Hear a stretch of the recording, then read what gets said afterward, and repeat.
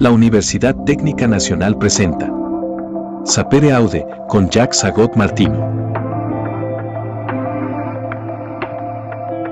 Hola queridos amigos, queridas amigas, bienvenidos a un programa más de Sapere Aude conversando con los grandes escritores. Y para el programa de hoy escogí a uno de los poetas más amados, de los poetas más universales, más entrañables del canon literario. Me refiero a Antonio Machado. Ya hemos hablado de él, el programa último ya había versado sobre Machado, pero este es un poeta sobre el que se pueden hacer 10,000 programas y no agotaríamos su riqueza, un poeta excelso, ¿verdad? Fue parte de la llamada generación del 98, repito la explicación. ¿Por qué se llama generación del 98 a toda esa plétora, esa eclosión espectacular de genios que dio España en la bisagra entre los siglos XIX y XX? ¿Por qué se le llama generación del 98? A esa camada de genios literarios, y ahora vamos a ver quiénes son. Se les llamó generación del 98 porque todos vivieron ese momento tremendo en la historia de España, el año 1898, cuando España pierde a manos de los Estados Unidos, una guerra naval, Estados Unidos-España, pierde sus posesiones ultramarinas, pierde Cuba, pierde Puerto Rico, pierde Guam, pierde las Filipinas, es decir, ya prácticamente las últimas posesiones coloniales de España. Entonces es el fin del imperio colonial español, es el fin, ¿verdad? Eso generó un trauma colectivo, generó un dolor, un malestar, un estado de postración, de desmoralización. Es una cicatriz en la identidad española. Pero España reaccionó con ese revulsivo que fue, repito, esa explosión de escritores de primerísima línea.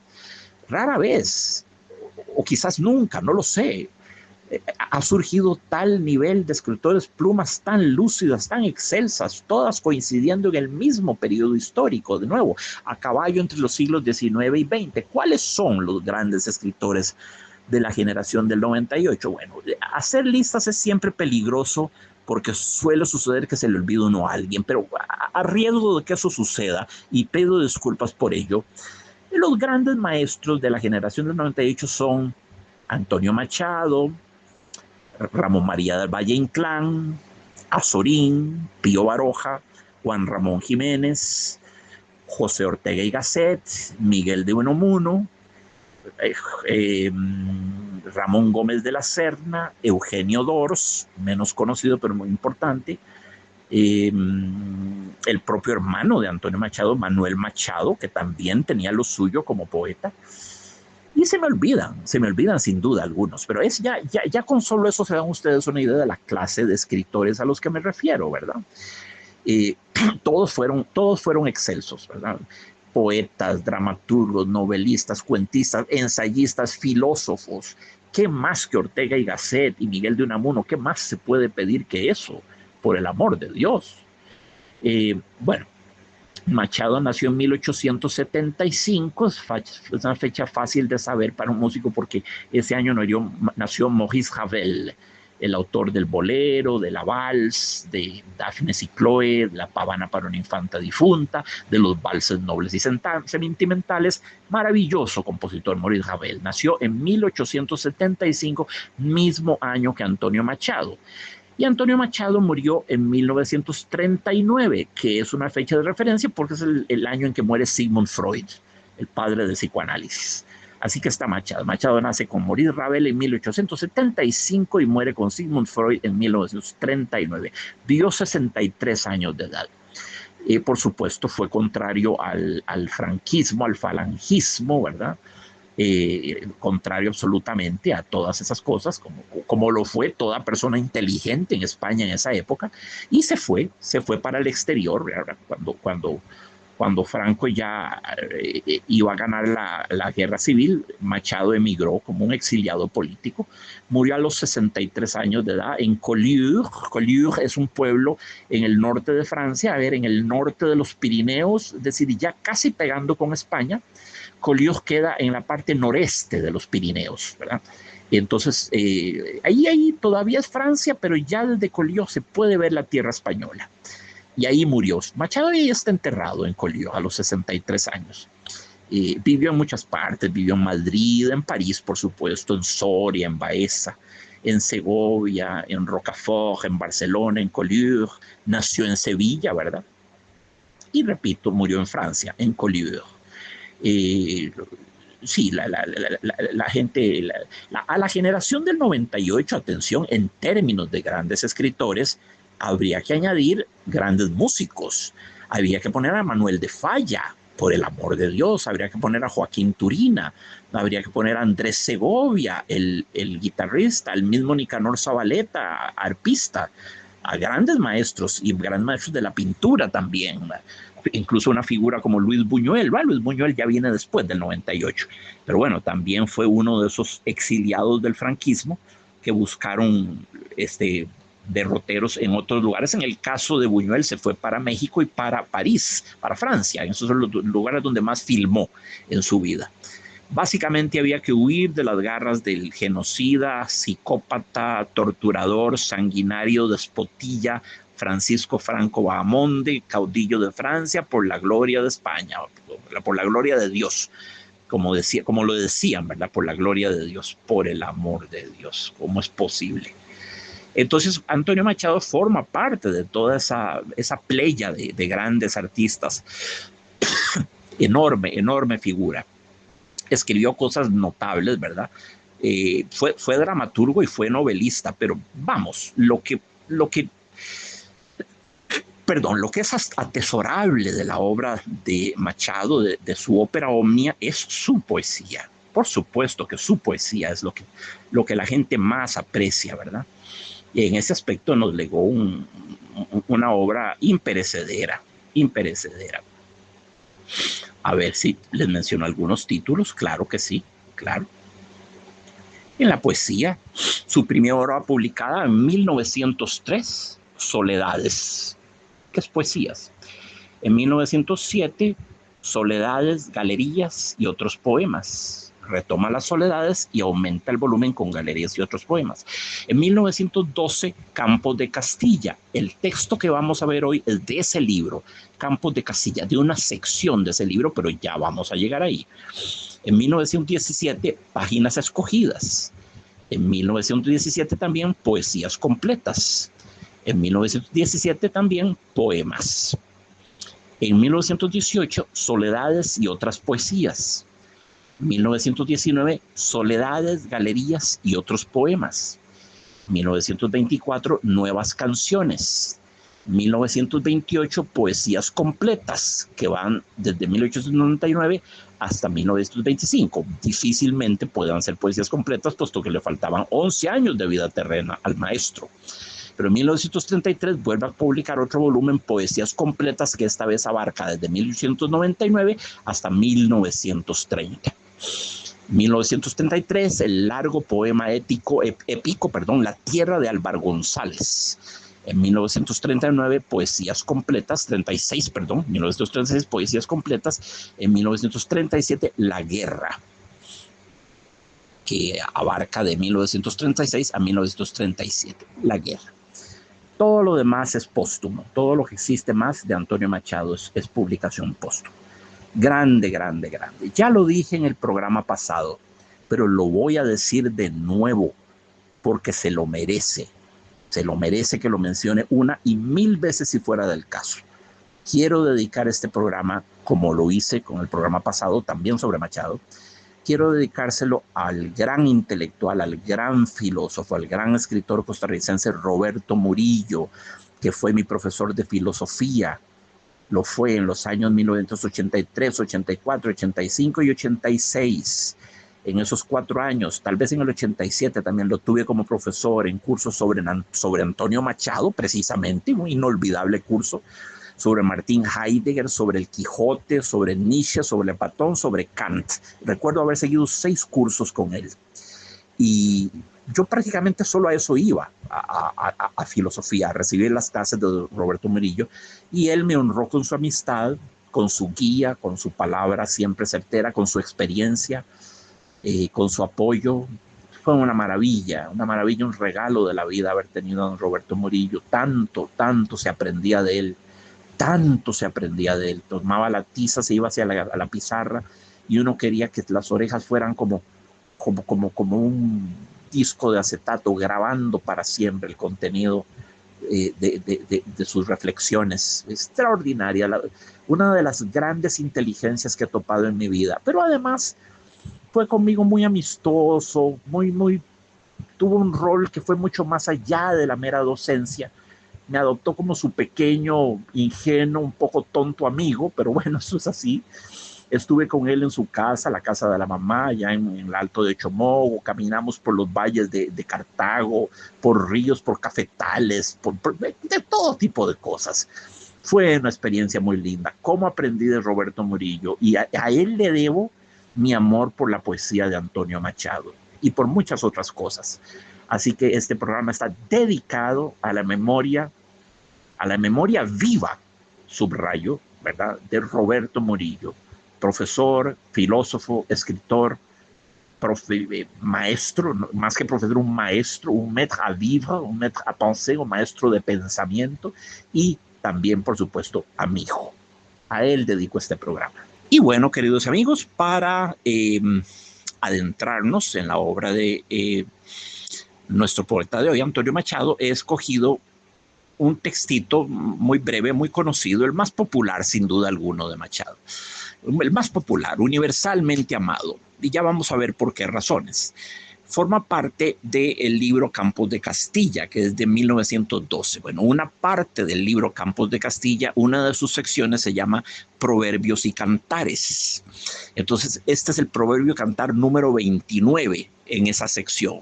Proverbios y Cantares, que forma parte, es uno de los segmentos del libro Campos de Castilla de 1912. Y ahí lo tenemos bien ubicado, ¿verdad? Y muy bien, Machado cultivó mucho lo que se conoce la paremia o literatura parémica con P, P-A-R-E-M-I-A, paremia, parémica. La literatura parémica es todo lo que tiene que ver con refranes, decires, dichos, proverbios, adagios, sentencias, incluso chistes si son muy breves. Puede figurar un epitafio también, de nuevo, que sea muy breve, muy sintético, muy sinóptico, ¿verdad?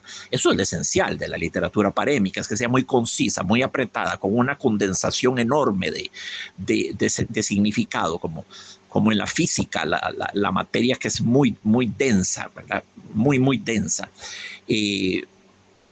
Bueno, eso es la literatura parémica, proverbios, cantares. Machado los llamaba donaires, refranes, adagios, sentencias, dichos populares, sentires, en fin, todas esas cosas, muchas veces anónimas. La vasta mayoría de los refranes populares son anónimos, son escritos por ese señor tan prolífico que se llamó Don Anónimo. Estoy bromeando. Es anónimo. La vasta mayoría de la música que se conoce, folclórica tradicional, es anónima. Mucha arquitectura, mucha pintura, mucha escultura es anónima, y sobre todo mucha literatura es anónima, ¿verdad? Desde el alba de los tiempos. Don Anónimo ha sido el autor más prolífico. Y en el género, las formas parémicas, sobre todo, ¿verdad? Ese tipo de pequeñas condensaciones de sabiduría popular, ¿verdad?, que llamamos formas parémicas. Y a Machado le gustaba mucho cultivar esas formas, de ahí que tiene una sección de su libro Campos de Castilla que se llama se llama Proverbios y Cantares, y tiene otro que se llama Donaires también, Donaires, ya eso es más de él, ¿verdad? Donaires. El donaires es hacer algo con donaires, hacerlo con elegancia, con ciertas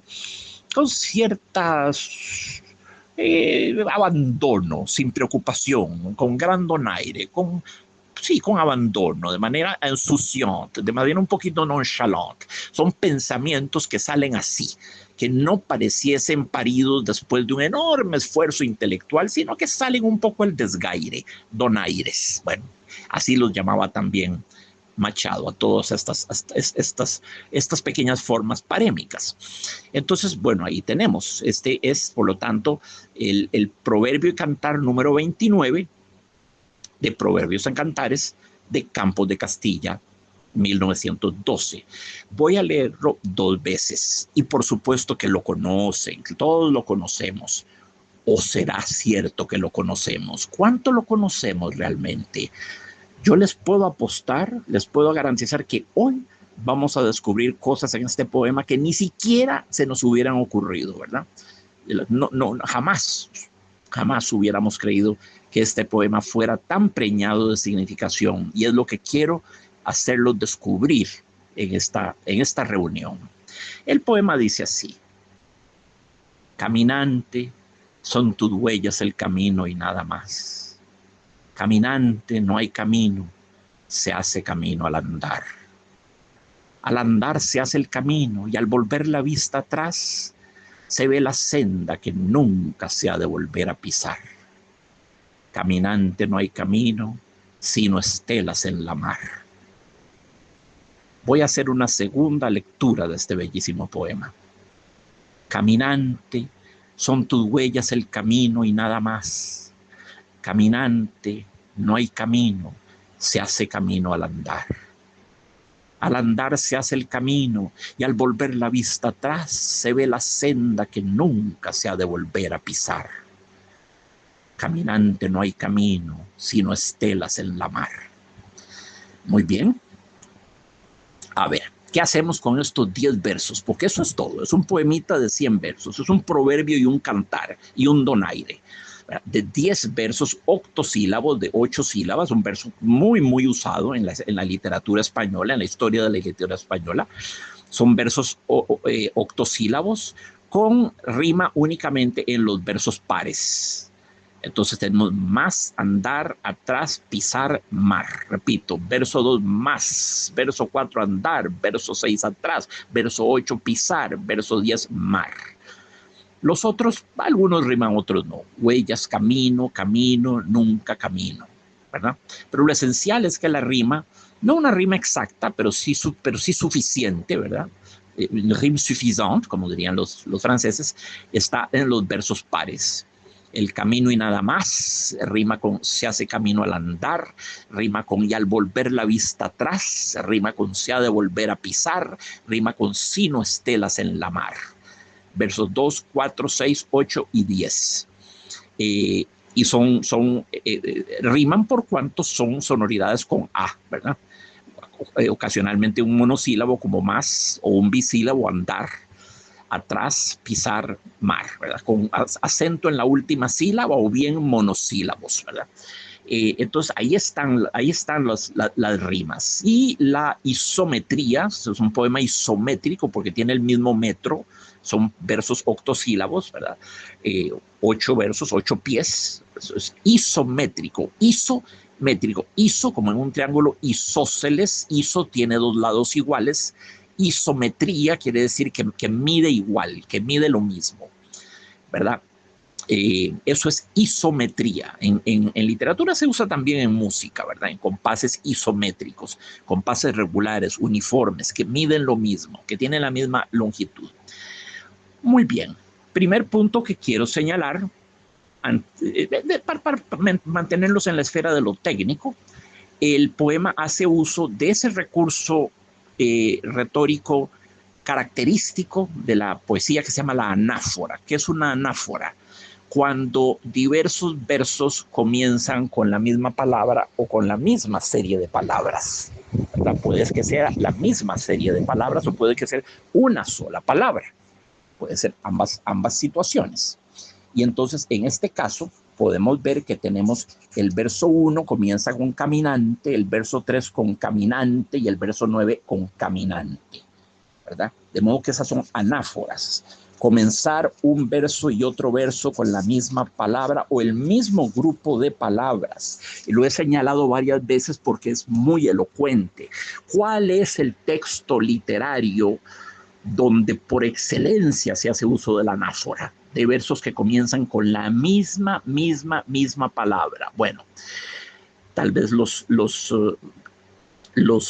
confundí al hablar de un texto literario. Muchos dirían que no es un texto literario, pero resulta que sí lo es. Sí lo es. Me refiero a la Biblia, me refiero a los evangelios y me refiero concretamente a las bienaventuranzas de Jesús. que cada versículo comienza: bienaventurados los pobres, bienaventurados los perseguidos, bienaventurados los que tienen sed, bienaventurados, etcétera. Cada versículo comienza con bienaventurados, bienaventurados, bienaventurados. Las bienaventuranzas de Jesucristo, lo he dicho muchas veces, para mí, si ustedes me preguntan, yo siento que es el más bello poema jamás escrito. Creo que la Biblia está llena de poesía, está llena de prosa de primera línea, hay drama, hay teatro, hay ensayos, hay cuentos cortos. Las parábolas de Jesucristo constituyen un magnífico cuentario, ¿verdad?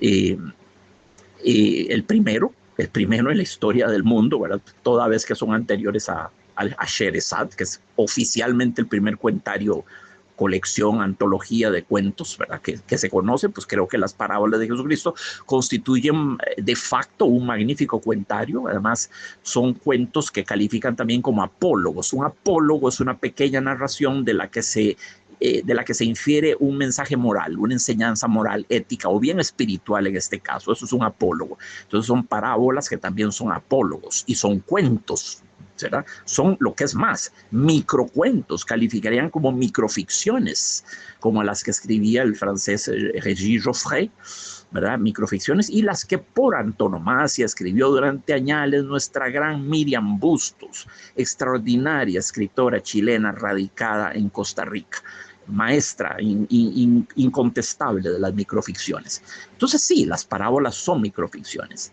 Entonces aquí tenemos la anáfora como sucede en las bienaventuranzas, pero en este caso en un poema: caminante en el primer verso, caminante en el tercer verso y de nuevo caminante en el noveno verso.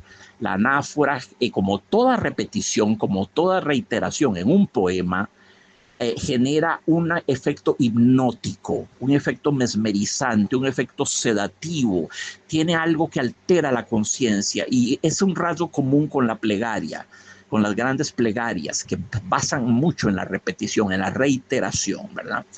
Uno toma un poema como The Raven de Edgar Allan Poe: quoth the raven nevermore, quoth the raven nevermore, quoth the raven nevermore. Ese es el estribillo o refrán que aparece al final de cada estrofa. A veces dicen that is all and nothing more. Entonces, o more o nevermore. En todo caso, siempre termina con la sonoridad more, or. Una sonoridad oscura, cavernosa, cóncava, profunda, triste, nevermore, funérea, ¿verdad? Bueno, eso es el efecto de la reiteración. Aquí, en el caso de The Raven, no es una anáfora, no es una anáfora, es un refrán, es un estribillo, porque aparece al final del último verso y al final de cada estrofa. Aquí no. Aquí el caminante es una anáfora, comienza al principio de uno de esos tres versos. Les propuse un ejemplo característico en las bienaventuranzas de Jesucristo. Les voy a leer un pedacito, está en francés, de un poema de Víctor Hugo que utiliza también la anáfora. Cada verso comienza con el mismo grupo de palabras. Aquí voy a leer solamente 2 estrofas. Puisque j'ai mis ma lèvre en ta coupe encore pleine, puisque j'ai dans tes mains posé mon front pâli, puisque j'ai respiré parfois la douce haleine de ton âme, parfum dans l'ombre ensevelie, puisqu'il me fut donné de t'entendre me dire les mots où se répond le cœur mystérieux, puisque j'ai vu pleurer, puisque j'ai vu sourire ta bouche sur ma bouche et tes yeux sur mes yeux, puisque j'ai vu briller sur ma tête ravie un rayon de ton astre, hélas, voilé toujours, puisque j'ai vu tomber dans l'onde de ma juire une feuille de rose arrachée à tes jours. Y así sigue el poema. Puisque, puesto que, es una especie de letanía, tiene un efecto semejante al de la plegaria, y después de todas aquellas anáforas, puesto que, como las bienaventurados, viene un desenlace, ¿verdad? Un denouement final en el cual el poema nos revela qué es lo que sucede después de todos esos puesto que, hasta a dónde nos llevan esos puesto que, cuál es el corolario, cuál es el puerto, cuál es el lugar de arribo de todos esos puesto que. Muy bien, ya tenemos entonces cubierto ese elemento de la anáfora. Pero hay otras cosas. Cuando el poeta en los versos 4 y 5 dice, se hace camino al andar se hace camino. Repito, se hace camino al andar se hace el camino. ¿Qué está haciendo? Está invirtiendo dos segmentos, dos lexemas, dos segmentos semánticos del verso. Se hace camino al andar, luego invierte. Al andar se hace el camino. Se hace camino, primera mitad, al andar, segunda mitad. Luego pone la segunda mitad de primero, al andar, y luego la originalmente primera mitad la pone en segundo. Se hace el camino. Se hace camino al andar se hace el camino. ¿Cómo se llama esa inversión? Esa inversión sintáctica, pues es una cuestión de sintaxis, una cuestión de en qué orden acomodo yo los segmentos de dos versos de este tipo, en qué orden los acomodo. Hay un nombre para en realidad es un cruce, ¿verdad? Es un cruce, es una permutación, es una inversión. Se llama quiasmo, con Q, Q-U-I-A-S-M-O, quiasmo. Significa un cruce, ¿verdad? Un cruce en forma de X, ¿verdad? Se hace camino al andar y luego al andar se hace el camino.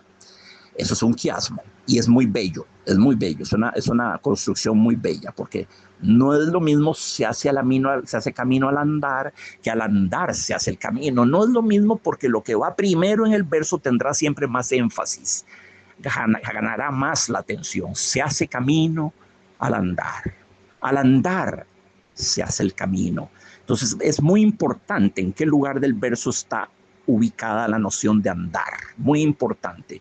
En el primero está al final, se hace camino al andar. En el segundo, al andar se hace el camino. Entonces, el primer verso hace énfasis en se hace camino. El segundo hace énfasis en al andar. De la ubicación, ¿verdad? Tiene que ver muchísimo. Generalmente se le da más importancia a lo que aparece primero en un sintagma de este tipo. Muy bien, pero no solo eso. En esta figura, esos dos versos cruzados, se da otro recurso poético muy lindo. Estas son cosas formales, pero cuentan, amigos, amigas, cuentan, son importantes. Un poema tiene su arquitectura, tiene su ingeniería, conlleva un manejo muy delicado de la forma. Entonces vale la pena saber de qué recursos retóricos está valiendo el poeta para hacer más eficaz su mensaje, más potente.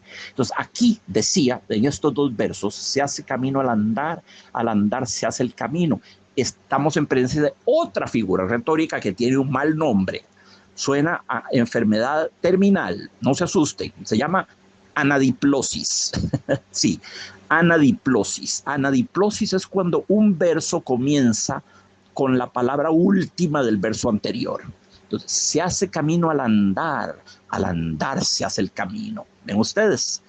Está la inversión, el quiasmo, que ya mencionamos, pero además sucede que se hace camino al andar. Al andar es el último segmento de este verso y aparece ahora de primero. Al andar se hace el camino. Nada más hay dos al andar pegados, ¿verdad? Se hace camino al andar se hace el camino. Si no observo el punto, que debo observarlo, los conecto. Se hace camino al andar se hace el camino. La última parte del cuarto verso, al andar, aparece como la primera parte del quinto verso. El final del cuarto verso es el comienzo. Las palabras que usa el poeta al final del cuarto reaparecen al principio. Ese tipo de fenómeno, ese tipo de recurso, ese truco retórico se llama anadiplosis. Anadiplosis. El verso siguiente comienza con la misma palabra con que terminó el verso anterior. No es una rima. No es una rima. Es una reiteración, pero muy peculiar. Una reiteración entre un elemento que está al final de un verso y el otro que está al principio del otro. Entonces ya tenemos, ¿verdad?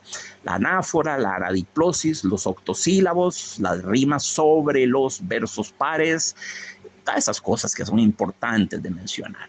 Pasemos ahora a ver el poema más de cerca. Este es un poema sobre el viaje, ¿verdad? Es la poética del viaje. Ha inspirado incontables obras literarias, musicales, de todo tipo. Qué grandes obras tienen que ver con el viaje. Caramba, la Odisea, ¿verdad? La Ilíada, La Eneida, la Divina Comedia es una historia de un viaje, por supuesto, también. El Quijote es una historia de viajes. Toda la novelística, las 90 novelas de Julio Verne, que se llaman Voyage Extraordinaire, viajes extraordinarios, son historias de viajes. Sí, a la luna, al fondo de los mares, al Polo Norte, a la Antártida, al centro de la Tierra, todo lo que ustedes quieran. Son viajes, viajes, la poética del viaje, lo propio del viaje, ir hacia adelante, ir hacia un lugar. Un viaje siempre más o menos un peregrinaje. Quien viaja está siempre peregrinando. ¿Por qué viaja la gente? Me van a decir por negocios, por salud, por turismo. No. Esas son epifenómenos, esas son causas secundarias. Me refiero a la primera, a la original, a la primaria, a la causa raigal que nos mueve a desplazarnos geográficamente. La gente viaja porque asume que siempre va a ser más feliz allá que aquí, que existe un Eldorado, un lugar utópico al que va a llegar, en el que va a ser más feliz que en el lugar donde está. Y eso es lo que le da ánimo para viajar. El viaje presupone siempre una entelequia, una utopía, un deseo de ir a un lugar en el que se presume que uno va a ser más feliz. Claro que uno se engaña. La gente cree que cambiando la escenografía de su vida, cambiando el decor, va a cambiar toda su vida, honda, profunda, ¿verdad? No sucede, no suele suceder, es un grave error. Como decía el gran Jean Cocteau, no por cambiar de castillo va usted a cambiar de fantasmas. Repito, no por cambiar de castillo va usted a cambiar de fantasmas. Se va a llevar a sus propios fantasmas que lo habitan, que lo colonizan, que lo enfeudan, ¿verdad? Que lo infectan, esos que lleva usted adentro, se los va a llevar a su nuevo castillo. Mejor ponga en orden su mundo interno y después cambia de escenografía. No espere que el cambio venga de afuera hacia adentro, de la escenografía hacia adentro. No, proyéctelo usted de dentro hacia la escenografía. Tal vez no hay que cambiar escenografía, no hay que irse a Miami o Las Vegas o a Monte Carlo o a donde ustedes quieran. No, y no hay que ir a ningún lado. No esperemos que un viaje nos arregle la vida. Arreglémosla nosotros, en nuestro fuero interno primero. Pongamos orden allá adentro, en ese caos, en ese galimatías que nos habita. Y luego, sí, emprendamos nuestro viaje, ¿verdad? El viaje hay toda una metafísica del viaje y del retorno. La Odisea es un viaje con retorno. La Ilíada, la Eneida son viajes con retorno. Los de Julio Verne suelen serlo, no todos, pero suelen serlo. El Quijote es un viaje sin retorno. En suma, en fin, el viaje presupone siempre una búsqueda, un anhelo, una sed, una necesidad fundamental de algo más, de algo lejos, de algo inalcanzable. El gran Charles Baudelaire, el autor de, por supuesto, Las Flores del Mal, ¿verdad? Publicada en 1857, escribió poemas maravillosos en ese poemario. Y entre ellos escribió un poema, a ver si lo encuentro por aquí, ahorita lo voy a encontrar. Hay uno que se llama Invitación al Viaje, la invitación al viaje. Y de nuevo, es la estética de la invitación al viaje. Hay varios en que habla de ellos, pero hay uno que se llama simplemente Le Voyage, el viaje, que termina de esta tremenda manera. Lo leo en francés y luego traduzco. Ô mort, vieux capitaine, il est temps, levons l'ancre, ce pays nous ennuie, ô mort, appareillons. Le ciel et la mer sont noirs comme de l'encre, nos cœurs que tu connais sont remplis de rayons. Verse-nous ton poisson pour qu'il nous réconforte. Nous voulons, dans ce feu nous brûle le cerveau, plonger au fond du gouffre, transfert au ciel qu'importe, au fin de l'inconnu pour trouver du nouveau. Así termina ese poema formidable de Las Flores del Mal que se llama Le Voyage. Tiene otro que se llama La Invitación au Voyage, también muy bello, pero no los vamos a ver todos. Estas últimas dos estrofas de Le Voyage de Baudelaire dice esto: Oh muerte, viejo capitán, es tiempo ya, levemos el ancla. Este país nos aburre, oh muerte, aparejemos. Si el sol y el mar están negros como la tinta, nuestros corazones que tú conoces están llenos de luz. Vierte sobre nosotros tu veneno que nos reconforta. Queremos, mientras que este fuego nos quema el cerebro, hundirnos hasta el fondo del abismo, infierno o cielo, ¿qué importa? Al fondo de lo desconocido para encontrar por fin lo nuevo. Bueno, ahí tienen ustedes la poética del viaje ya en términos metafísicos, donde el viaje por antonomasia es la muerte, el último de los viajes es la muerte, y Baudelaire lo invoca, lo llama, lo convoca, ¿verdad? Al fondo del abismo, cielo o infierno, ¿qué importa? Al fondo del abismo para encontrar, al fondo de lo desconocido para encontrar lo nuevo. Es la poética del viaje. Baudelaire viajó mucho. Recuerden que estuvo a bordo de un buque mercante que lo llevó por el mar Caribe, por las islas, la isla Mauricio, allá en el sur de África, anduvo por muchas partes, en su afán de exotismo, en su evasividad, en su espíritu de fuga, de escapismo, ¿verdad? Pero un escapismo no el de cualquier idiota, era el escapismo de alguien que buscaba otra cosa, que buscaba otros éxtasis, otros estremecimientos, otra estética, otro tipo de poesía, otro paraíso de la belleza, ¿verdad? Y él nos lo legó, lo dejó en sus Flores del Mal y en Le Spleen de Paris, pequeños poemas en prosa, el Spleen de París, ¿verdad? Entonces ahí tienen también la poética del viaje en Baudelaire. Bueno, como lo vemos bien, el viaje es fundamental, ¿verdad? Es fundamental, es un tópico fundamental, estructural, diría yo, de toda literatura y de toda mitología. Entonces, este es un poema en torno al viaje, en torno al desplazamiento. Y nos dice, caminante, son tus huellas el camino y nada más. Atención a la puntuación. La coma después de caminante. Hay una pausa. La gente a veces lo lee y no los observa. Caminante, son tus huellas el camino y nada más. Y luego un punto y coma. Un punto y coma representa una pausa mayor que una coma, pero menor que un punto seguido, ¿verdad? Y el punto seguido es menos que un punto y aparte en términos del tamaño de las pausas. Entonces nos ha olvidado observar la puntuación, es que es una cosa tan particular y tan exacta y tan importante, ¿verdad? En cualquier literatura, en la forma de hablar, en la forma de comunicar cualquier pensamiento, ¿verdad? Entonces, caminante, coma, son tus huellas. Caminante, esa coma en caminante le imprime al poema un ritmo lento. No va corriendo la persona, va caminando lentamente porque las comas proponen eso, un tempo lento.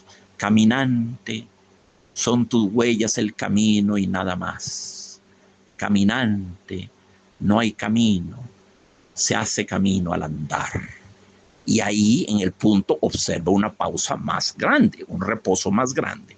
Pero vean cómo estas comas y puntos y comas, tenemos 3 comas y un punto y coma en estos primeros 4 versos, le imprimen a la andadura del verso un tempo lento, pausado.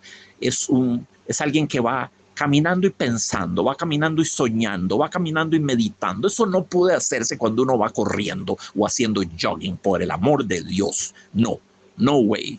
Entonces, este es un caminar filosófico, un caminar que va colmado de pensamiento. Sigo.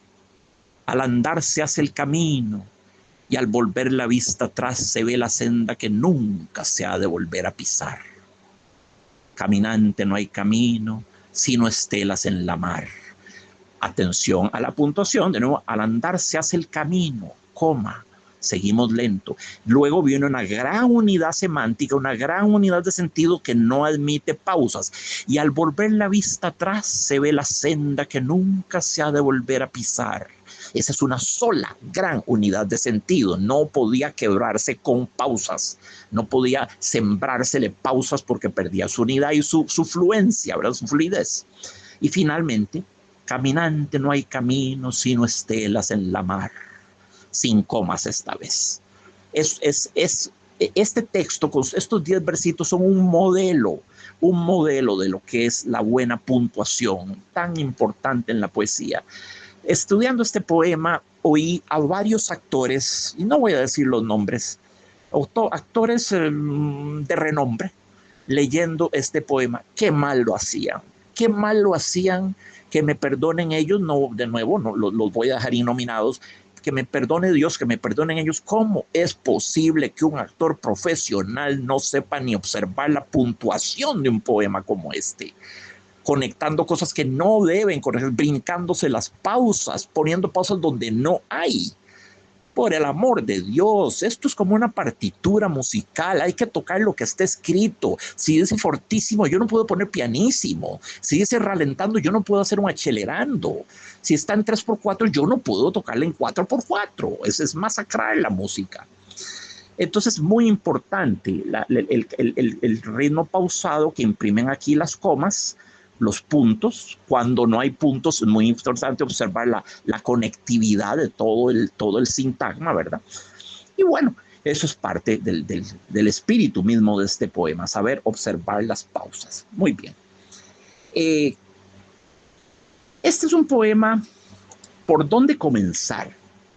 Cielo santo. Bueno, todos conocemos este poema gracias a Joan Manuel Serrat, ¿verdad? Joan Manuel Serrat lo publicó en un disco en 1969. En 1969 salió este disco. Serrat comenzaba su carrera. La canción se llamaba Cantares, 1969. Ahora Serrat hizo cosas muy particulares con este texto. Introdujo 3 estrofas que son de su propia cosecha, ¿verdad? Y usó el caminante no hay camino sino estelas en la mar como un intertexto, ¿verdad? Usó el texto de Machado como un intertexto, lo metió dentro de su texto, un intertexto, estar dentro del texto. Hizo ahí ¿cómo llamarlo? Una paráfrasis, una ampliación, una expansión del texto de Machado, aunándole su propio texto, que es muy bello, y Serrat hacía esto maravillosamente. El disco se llamaba Dedicado a Antonio Machado, el poeta. Dedicado a Antonio Machado, el poeta, 1969, y la canción que apareció después en un disquito de 45, por hasta el punto fue célebre, se llamaba Cantares. Y del otro lado del disquito, recuerdo, tenía uno que se llamaba La Saeta, en la versión en 45 revoluciones, ¿verdad? El disco más grande tenía otro montón de canciones. Cielo santo, yo hablando de disquitos de 45 revoluciones, siento que perteneciera ya a la época jurásica, pero bueno, no importa, algunos de ustedes también pertenecen, así que déjenme vivir. Sí, maravilloso, poema de Serrat, magnífica adaptación musical, magnífico el arreglo de los músicos, ¿verdad? El arreglo, que no es de Serrat. Serrat tenía muy buenos arreglistas que le arreglaban, que le orquestaban la canción. Entonces todos conocemos eso por el lado de Serrat, ¿verdad? Bueno, fue una canción que generó polémica porque en el 69 todavía estaba Francisco Franco, ¿verdad? Estamos en la época franquista. En el 69, Franco murió el 20 de noviembre del 75. Faltaban 6 años de tener a este genocida, torturador, asesino, demente, tiranuelo de zarzuela encaramado sobre los destinos de España. Estuvo 36 años desde que ganó la guerra civil en el 39 hasta el 75. 36 años de franquismo, de oscurantismo, de medievalismo, de represión del pensamiento, de represión sexual, de represión, de falta de libertad religiosa, de todo. Todo. Fue atroz. Bueno, el poema, Serrat era catalán, es catalán, el poema salió en el 69 en pleno franquismo. Ya no era la parte más, digamos, más fiscalizadora, más fanática, más controladora del franquismo, que eso fue en los 40, los 50. Ya en el 69 el franquismo se había, digamos que flexibilizado un poquitito, se había hecho un poquitito más tolerante, más poroso, pero aún así, la canción es provocadora, ¿verdad? El disco fue provocador. Recuerden ustedes que Machado salió huyendo de la España franquista, ¿verdad? Salió huyendo de la España franquista. Machado nació en 1875, murió en 1939 y no murió en España, murió en Collioure, que explica, es un pueblito del norte de los Pirineos, del noreste de los Pirineos, todavía en Francia, pero ya viendo España. Ya desde Collioure se veía la tierra española. Ahí en ese rinconcito murió Antonio Machado. Es por lo cual Serrat dice: murió el poeta lejos del hogar, lo cubre el polvo de un país vecino. Al alejarse le vieron llorar, caminante, no hay camino. Si murió el poeta lejos del lugar, lo cubre el polvo de un pueblo vecino, de un país vecino. Al alejarse lo vieron llorar, caminante no hay camino. Alude a Machado. Y ese país lejos del hogar es el pueblito de Collioure, ¿verdad? Sí, lejos del hogar, toda vez que Machado nació en Sevilla, pero vive en Madrid, por supuesto. En todo caso, estaba en Francia. Lo más cerca que se podía estar de España estando en Francia, pero estaba en Francia, estaba en el exilio político.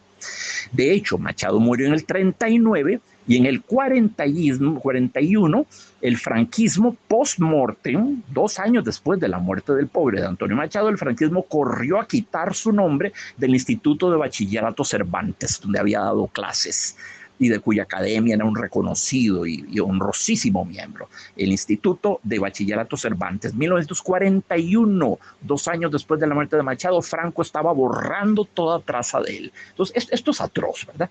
Esto es atroz. Esto es atroz. Pero bueno, la canción de Serrat se impuso, ¿verdad? Se impuso. Esta no es particularmente álgida en términos políticos, ¿verdad? Pero bueno, era Serrat, que evidentemente no era franquista. Le pudo haber ido peor. Le pudo haber ido peor a Serrat, no hay duda de eso. No hay duda de eso. Muy bien. ¿Por dónde seguimos? Este poema es tan cortito y tan pletórico de significado y de belleza, de cosas maravillosas que no sé ni por dónde comenzar. Bueno, hay una gran corriente filosófica, mucho más vasta de lo que la gente se imagina, que se llama existencialismo. No le pertenece únicamente a Jean-Paul Sartre. No, Sartre no tiene el monopolio del existencialismo, ni mucho menos. Habría que decir que el existencialismo es una postura filosófica que han dado ahí dando vueltas casi que desde los inicios de la filosofía. Hay algunas observaciones de Sócrates que apuntan a lo que ya parece ser un existencialismo avant la lettre, antes de que surgiera el término. Jamás iba a hablar de existencialismo Sócrates, el término no formaba parte de su léxico, pero algunas de sus posiciones ante la vida, en frente a la vida, pareciesen aproximarse al existencialismo.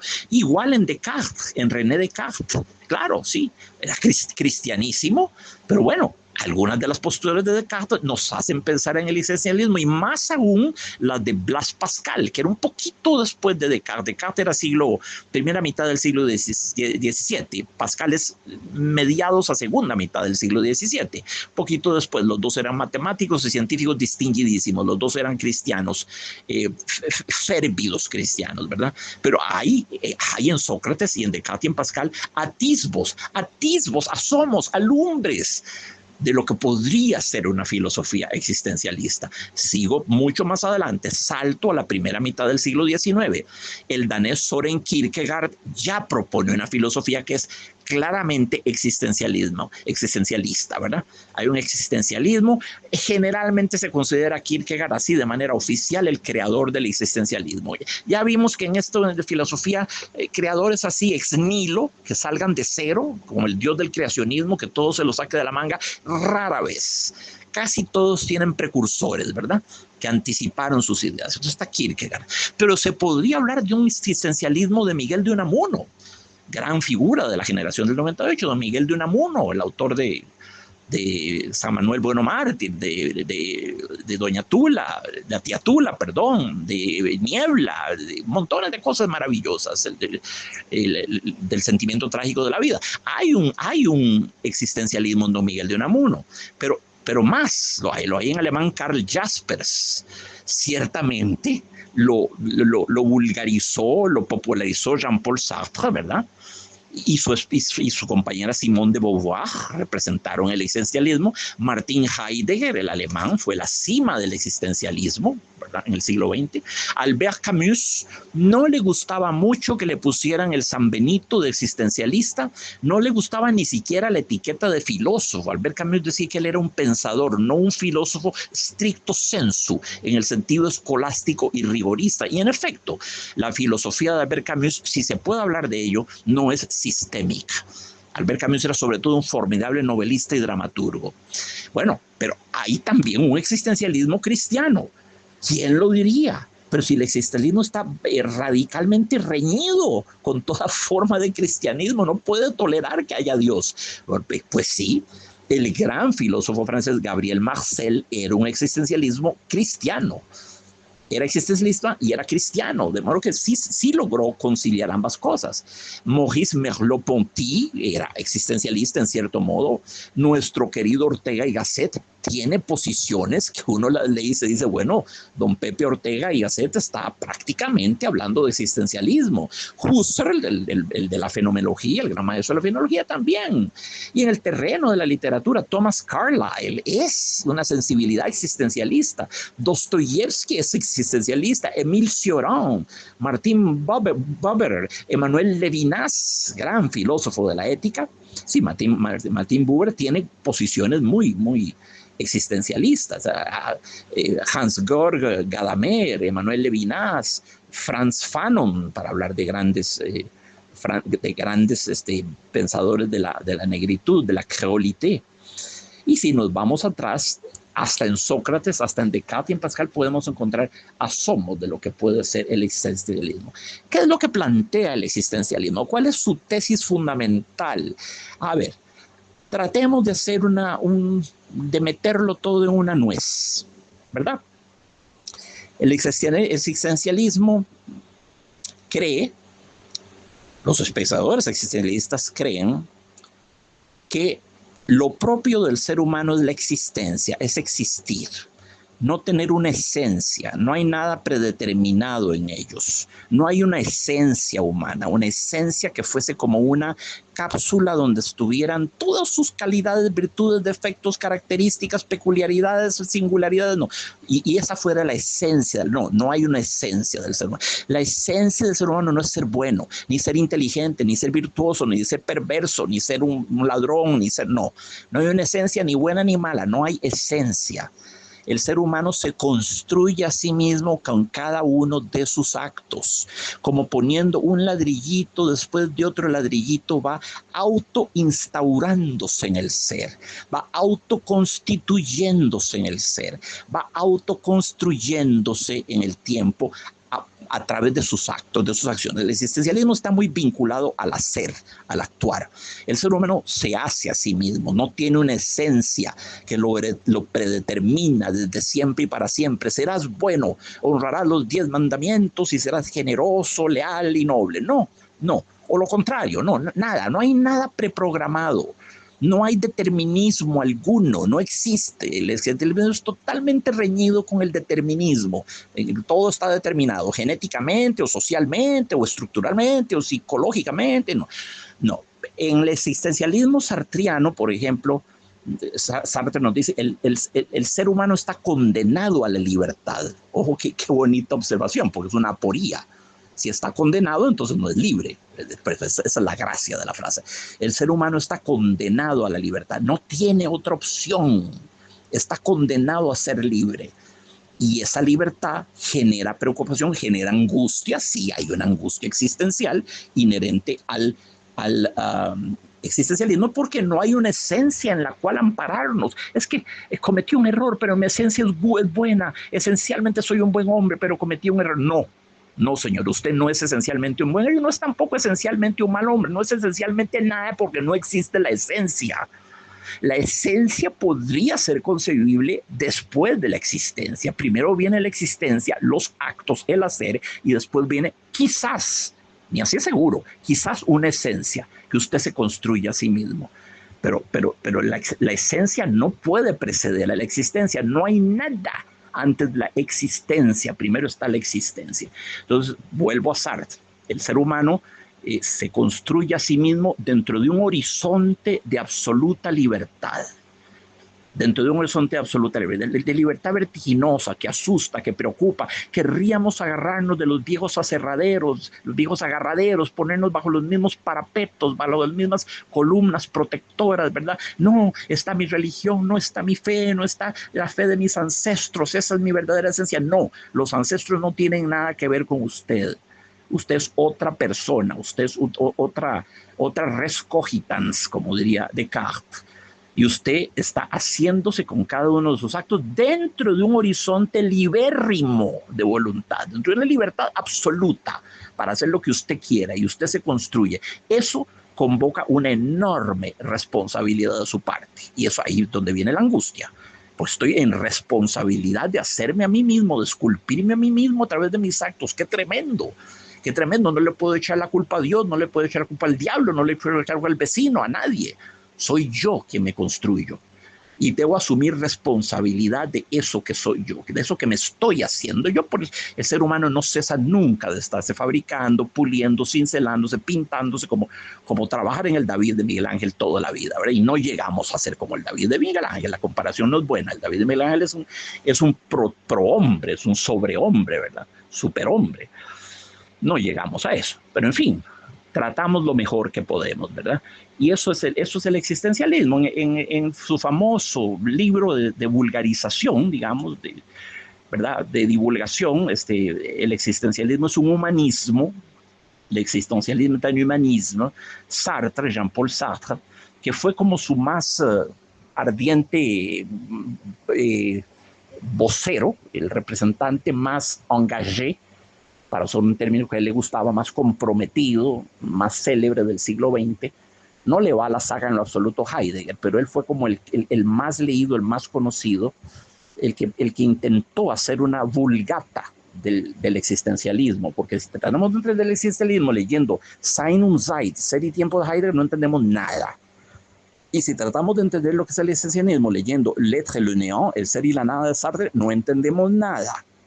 Pero si leemos el existencialismo es un humanismo de Sartre, y nos queda bastante claro lo que es, por qué dice Sartre que el existencialismo es una forma de humanismo, es decir, que pone en el centro de toda la cuestión científica al ser humano, pone de protagonista, de eje al ser humano. Y entonces, Sartre compara lo primero que tiene sobre la mesa, que es un abrecartas, y dice, bueno, este abrecartas es un objeto pasivo que yo blando en mi mano para abrir cartas sin romperlas, abrir los sobres. Este abrecartas sí tiene una esencia, está predeterminado, fue fabricado como un utensilio, lo que Heidegger hubiera llamado un Zuhanden, algo a la mano, un utensilio para abrir cartas. Su esencia es abrir cartas. Nunca va a hacer otra cosa que abrir cartas, el pobre aparatito, a menos que lo use para matar a mi vecino, ¿verdad? Pero tal cosa sería desnaturalizar por completamente, sería pervertir el uso original del abrecartas. El abrecartas sí tiene una esencia, sí, su esencia es abrir cartas, nunca va a ser otra cosa. Pero el ser humano no tiene una esencia de abrir cartas ni de nada. De un objeto se puede decir eso, porque es un Zuhanden, no tiene autonomía ontológica, no tiene autodeterminación, es un objeto, fue hecho para abrir cartas. Yo lo puedo usar para cortar el pan si me da la gana, pero ya eso es una subutilización de aquel objeto. Su esencia es abrir cartas, bueno, pero el ser humano no tiene una esencia, no está predeterminado como el abre cartas o el cortapapeles, ¿verdad? No lo está.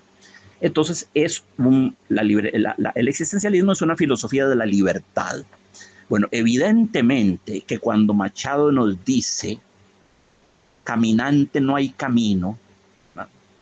Se hace camino al andar.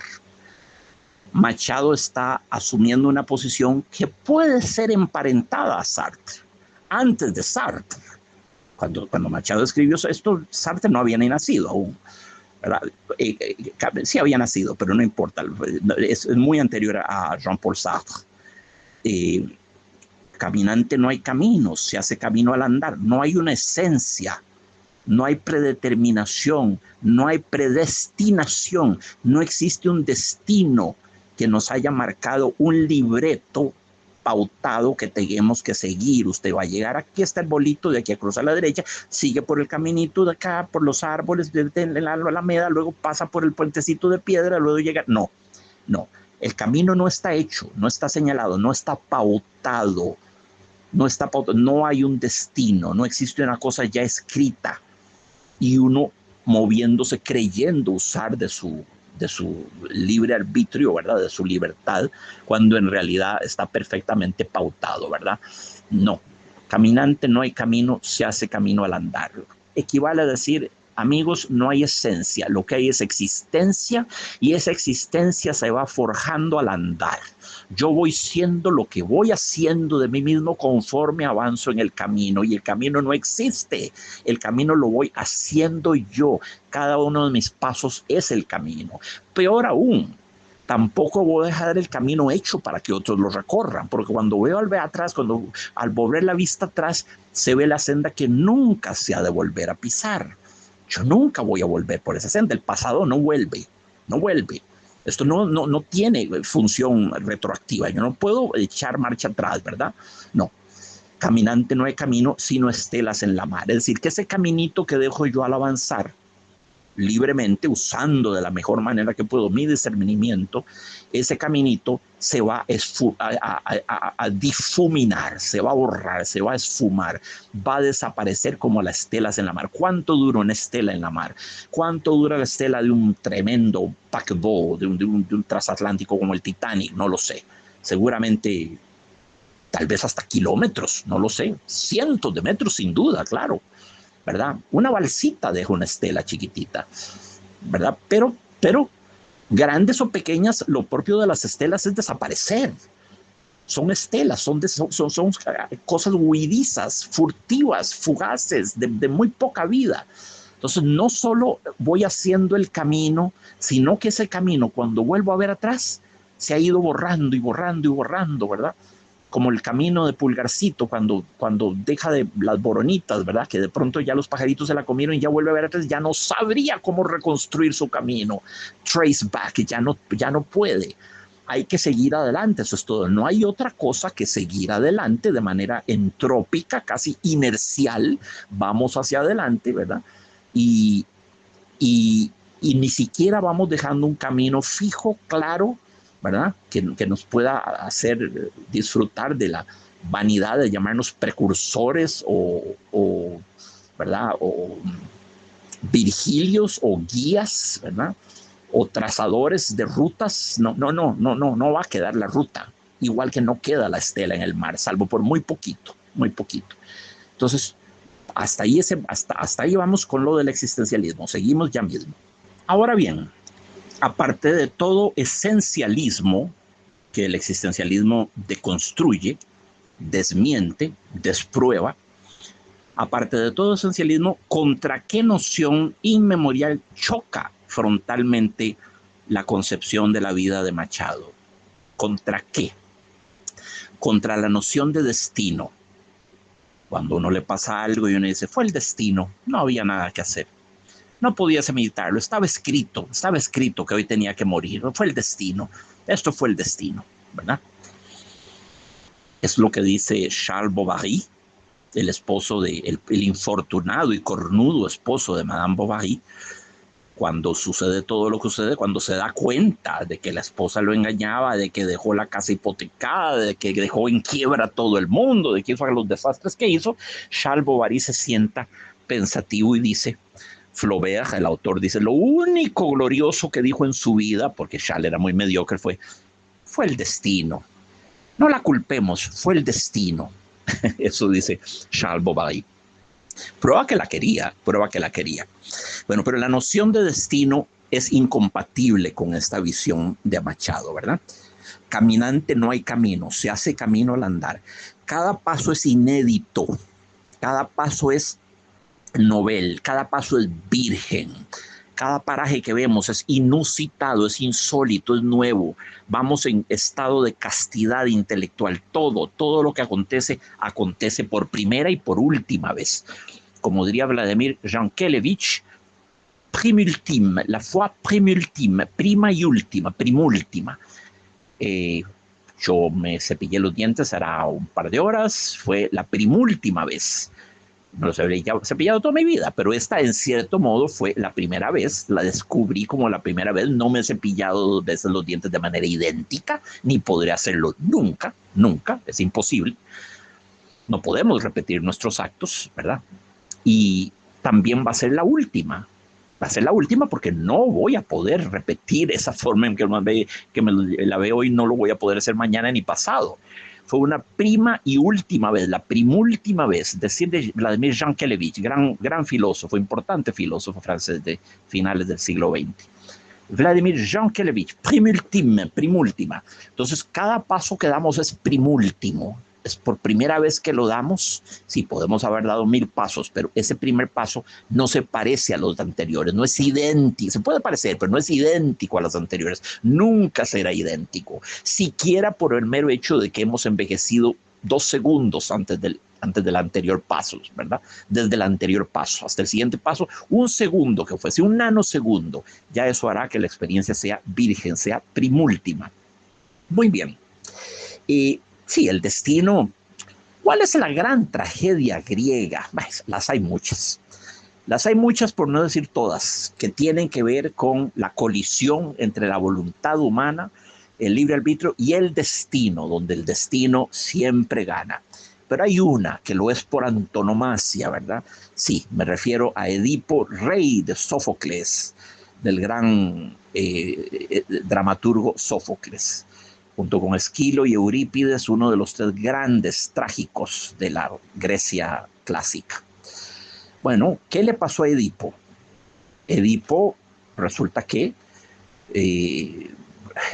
consultó el oráculo de Delfos, que estaba consagrado al dios Apolo, ¿verdad? Y Edipo consultó el oráculo de Delfos, y el oráculo le dijo que en algún momento iba a matar a su padre y luego yacer con su madre y procrear de ella.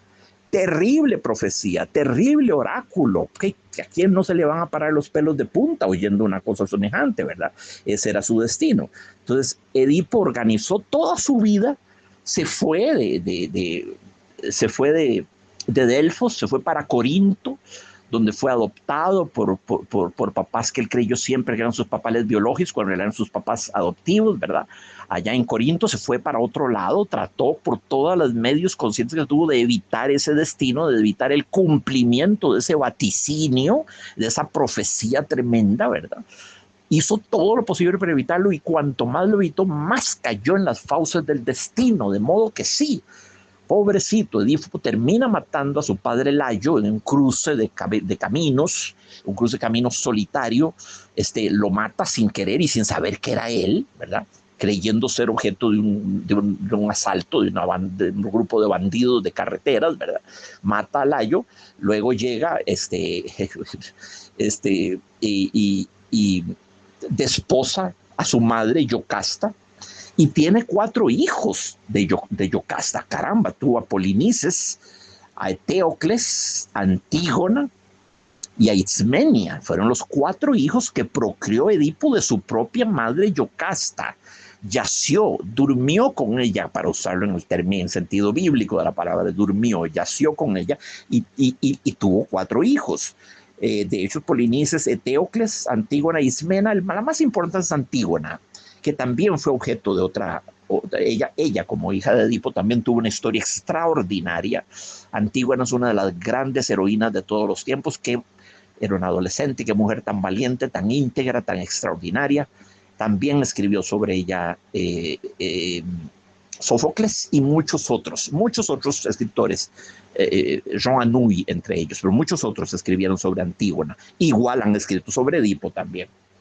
Bueno, para hablar de gente que ha escrito sobre Edipo, Jean Cocteau escribió una obra de teatro que se llama La Machine Infernal, la máquina infernal, donde esa máquina, ese engranaje que nos va a moler, hagamos lo que hagamos, ese engranaje es justamente el destino, la Machine Infernal, la máquina infernal. Y en ella recrea con sus propias palabras toda la saga, toda la tragedia tremenda de Edipo, ¿verdad? Hasta que se arranca sus propios ojos y se condena cuando ya traen a Tiresias, el vidente ciego, qué interesante, un vidente ciego, vean qué interesante, y Tiresias le dice, sí, Edipo, tú fuiste hijo de Layo y de Yocasta, que es ahora tu mujer. Tus papás allá donde te adoptaron en Corinto no eran realmente tus papás, fueron tus papás adoptivos. A ti te encontraron perdido en un bosque a donde te habían llevado para que te comieran las fieras.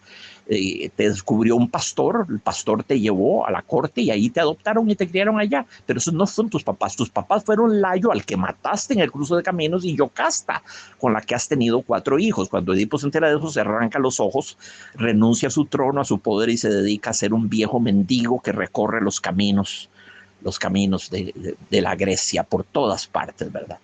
Terrible, terrible, terrible. Jean Cocteau escribió una versión de Edipo Rey que se llama La máquina infernal y escribió un cuento extraordinario sobre la inescapabilidad del destino, sobre la imposibilidad humana para evitar el destino, hágase lo que se haga. Este cuento ya se los he narrado alguna vez, se los voy a narrar de memoria una vez más. Se llama El gesto de la muerte. Es de Jean Cocteau, el gran escritor francés, muerto en 1963, que fue escritor, poeta, narrador, fue pintor, dibujante, ceramista, vitralista, compositor, guionista, director de cine, director de escena, actor, pianista en sus tiempos perdidos. ¿Qué más hacía? Todo lo hizo Jean Cocteau. Todo lo hizo. Era el artista integral, el artista completo, uno de los hombres más fascinantes que ha producido el mundo. Un polímata, un hombre infinito, ¿verdad? Jean Cocteau, grande. Lo quiero muchísimo. Jean Cocteau escribió esta microficción, este microcuento basado en la noción del destino. Se llama El gesto de la muerte, y se los voy a decir. El gesto de la muerte. Esa mañana, el jardinero de palacio se topó a la muerte, y el pobre hombre sintió que la muerte le había hecho un gesto de amenaza. El jardinero, lívido, demudado, pálido, corrió hacia donde su soberano y le dijo: rey, monarca, tú que eres generoso, préstame los más raudos de tus corceles para huir de aquí, irme de aquí cuanto antes y estar en esta noche allá, y el fin de la tierra en Ispahan, el lugar más lejano que se pueda en Ispahan. El monarca, que era un hombre comprensivo y generoso, le prestó el más raudo de sus corceles, y el jardinero desapareció en la lontananza envuelto en una nube de polvo. Más tarde, ese mismo día, el soberano recorría sus predios y se topó a la muerte. Pero el soberano no era un cobarde y se enfrentó a la muerte y le dijo: mira, ¿por qué le hiciste ese gesto de amenaza a mi pobre jardinero? El hombre venía lívido, pálido, demudado, venía aterrorizado, y me pidió los caballos para irse a Ispahan, para estar lo más lejos de aquí. ¿Por qué lo asustaste de esa manera? Y la muerte le dijo: no, soberano, no le hice un gesto de amenaza, le hice un gesto de sorpresa, porque yo sabía que esta noche tenía que prenderlo en Ispahan. Y esta mañana lo veía todavía tan lejos de Ispahan que me asombré y me encogí de hombros. Eso fue todo. Y ese es el cuentazo, el gesto de la muerte. Ahí tienen el jardinero huyendo de la muerte. Se va al más lejos de los poblados, a Ispahan, en el borde allá del mar, cuando acaba la tierra, ¿verdad?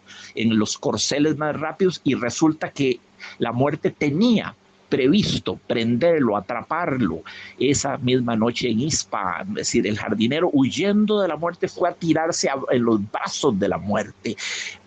Alguien diría: le tocaba, al que le tocaba, ¿verdad? Huyendo de la muerte. Cuán irónico, porque esto es profundamente irónico, esto es trágicamente irónico. El jardinero va y se tira en brazos de la muerte, huyendo de ella.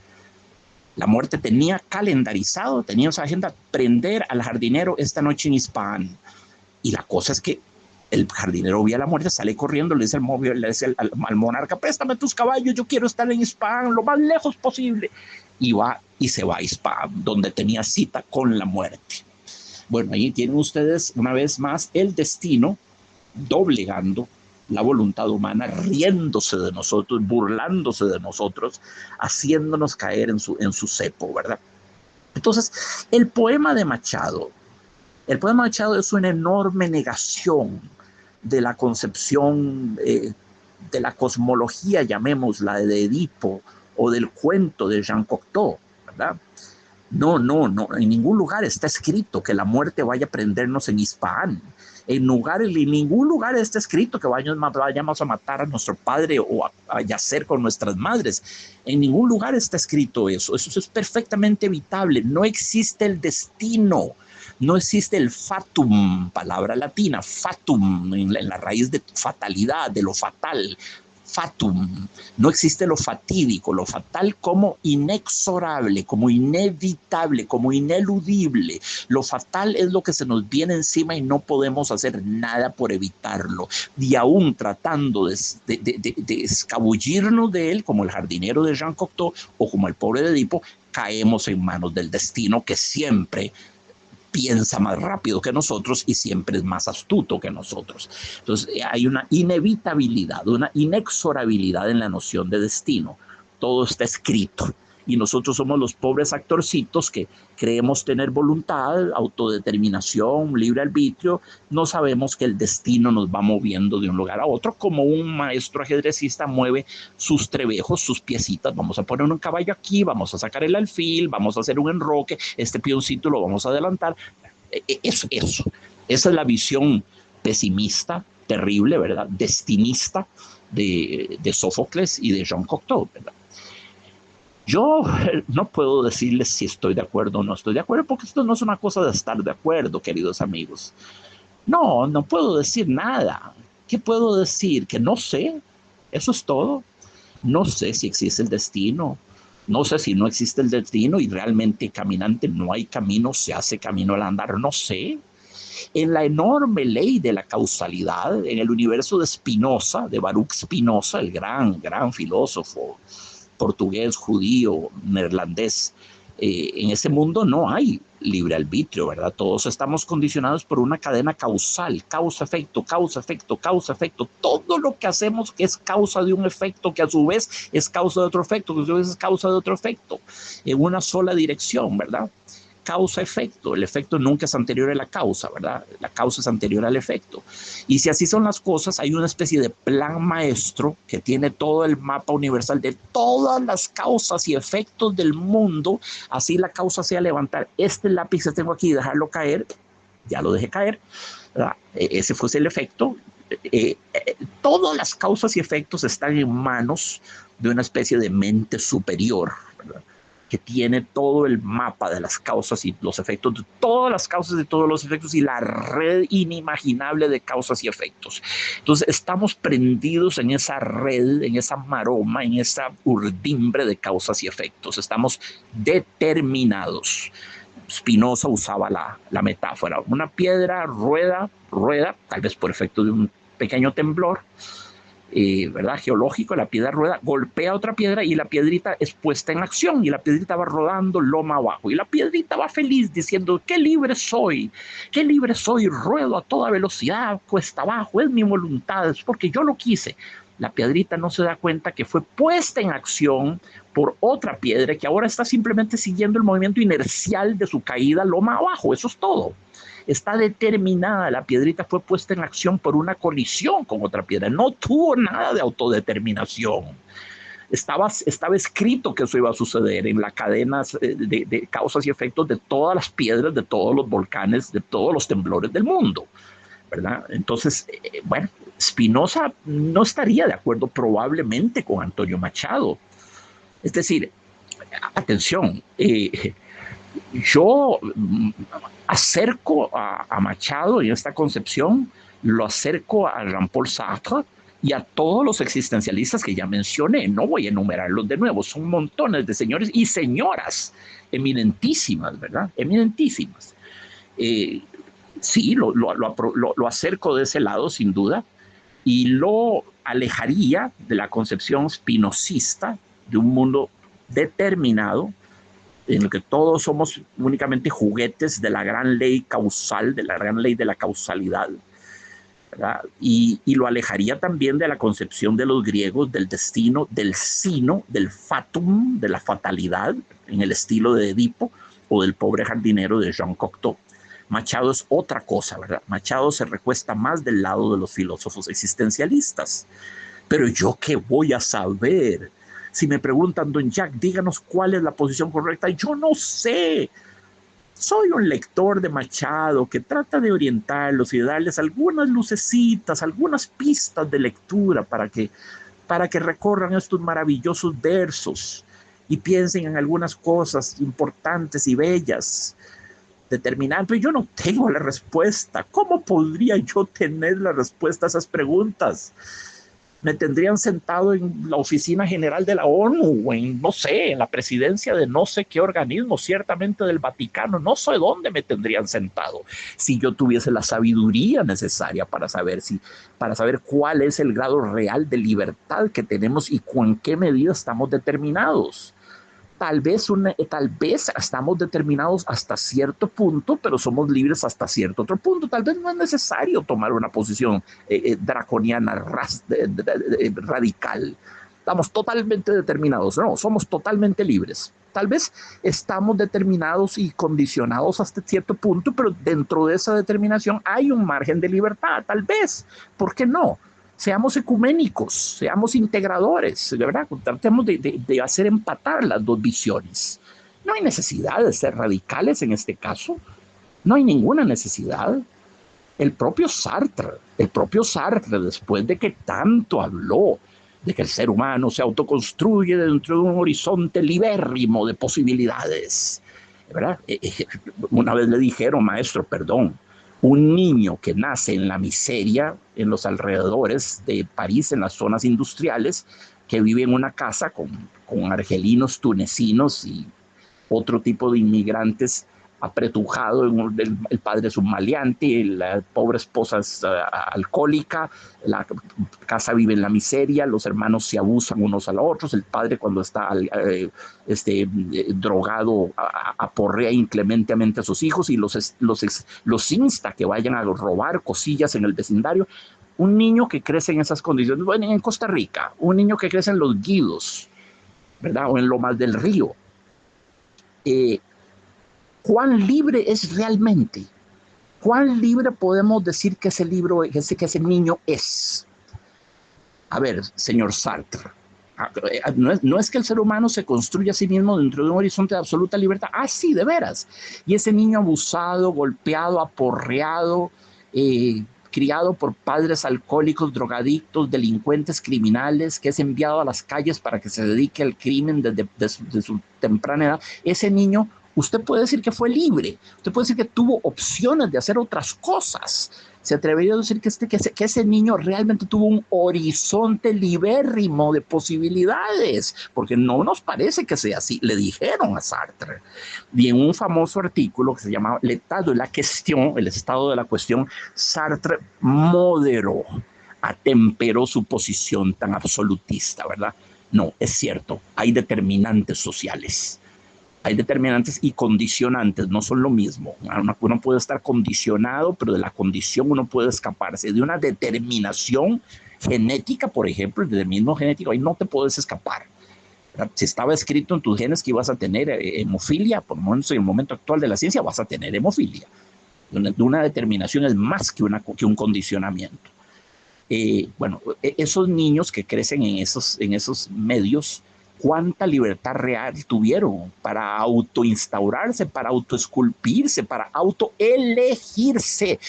El hombre es siempre una elección absoluta de sí mismo. Repito, esto es Sartre al dedillo. El hombre es siempre una elección absoluta de sí mismo.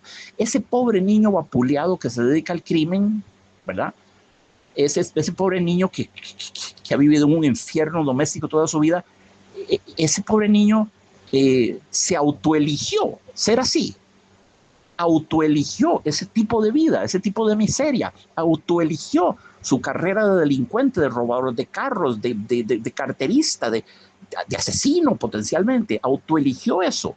Entonces Sartre tuvo que moderar su postura de acuerdo a esas données sociales, a esos hechos sociales que condicionan y determinan también en los peores de los casos la vida de una persona. Entonces, no, el hombre no se autoelige a sí mismo en cada acto dentro de un horizonte de absoluta libertad. No, esa libertad en muchos casos está tremendamente limitada, tremendamente determinada, limitada, asfixiantemente limitada. Es casi como una camisola de fuerza, no hay margen de hacer nada. Entonces, bueno, ahí tienen ustedes. Todas estas cosas, en ellas nos hace pensar este maravilloso poema de Antonio Machado, ¿verdad? Yo me he sentido muy feliz de estudiarlo con ustedes y volveremos a reunirnos pronto. En esencia es un poema sobre el viaje, sobre el pasar el tiempo. Machado era un poeta sobre todo del tiempo, no tanto del lugar, sino del tiempo. Los poetas del tiempo generan un talante más metafísico, más filosófico que los poetas del lugar, del espacio. Los poetas del tiempo generalmente son más melancólicos, más introspectivos, más lunares, más nostálgicos, ¿verdad? Al volver la vista atrás se ve la senda que nunca se va a volver a pisar. Cuánta nostalgia.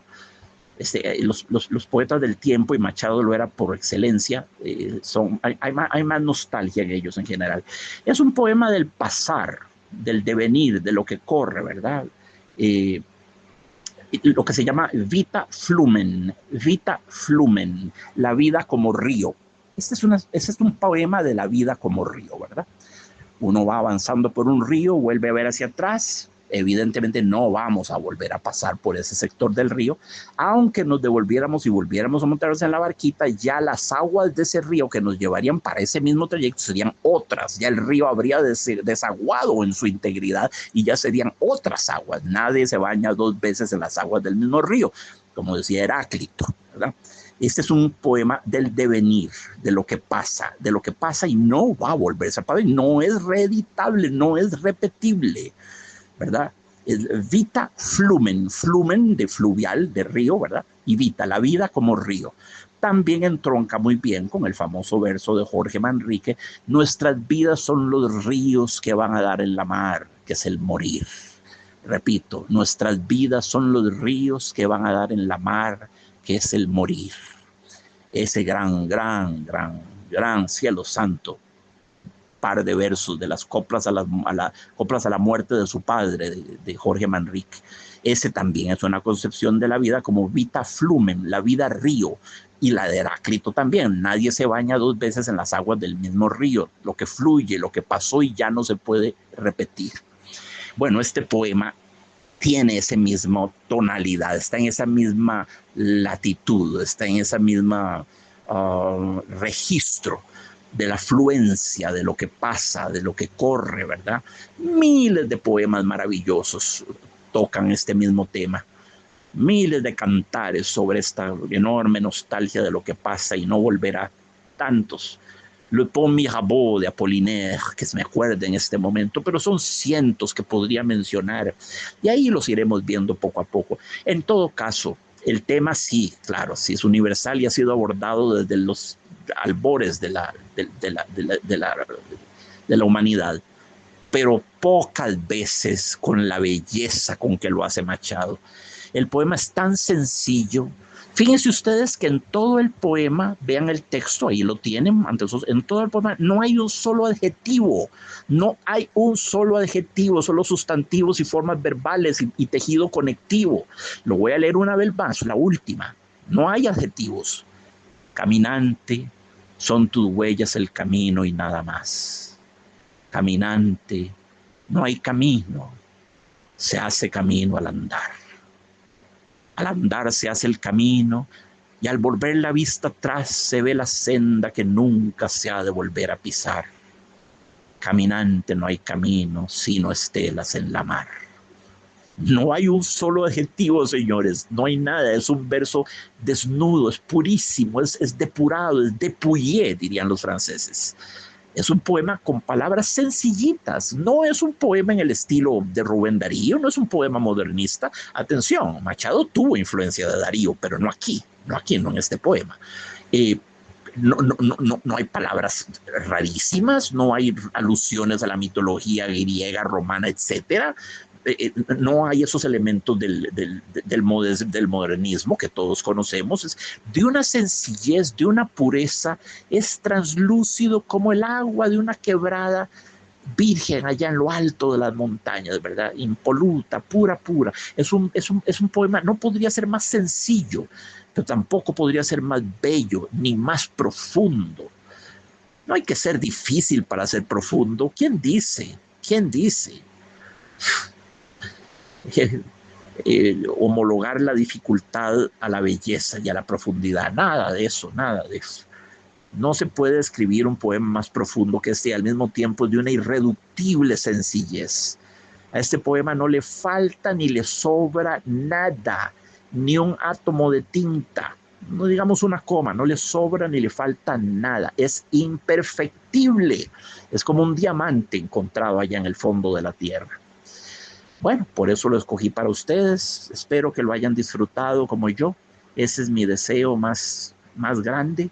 Y medítenlo y léanlo. Yo sé que ustedes ya lo conocen, yo sé, por eso lo escogí, porque iba a poderles hablar sobre un terreno conocido.